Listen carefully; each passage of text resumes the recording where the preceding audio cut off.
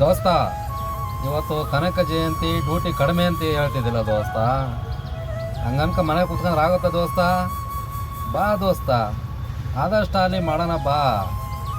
ಕನಕ ಜಯಂತಿ ಅಂತ ರಜೆ ಇದೆ, ಹಂಗಂತ ಮನೇಲಿ ಕುತ್ಕೊಂಡ್ರೆ ಬರುತ್ತಾ ದೋಸ್ತ? ಬಾ ದೋಸ್ತ, ನಾವು ಕೂಡ ಒಂದು ಫೋಟೋ ಹಾಕೋ ಮೂಲಕ ಕನಕ ಜಯಂತಿ ಆಚರಿಸೋಣ.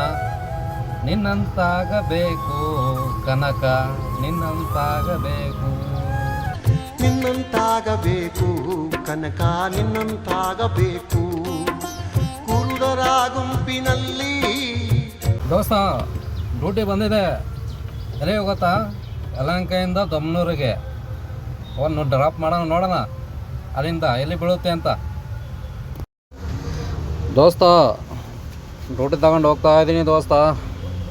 25 ಕಿಲೋಮೀಟರ್ ತೋರಿಸ್ತಾ ಇದೆ ದೋಸ್ತ.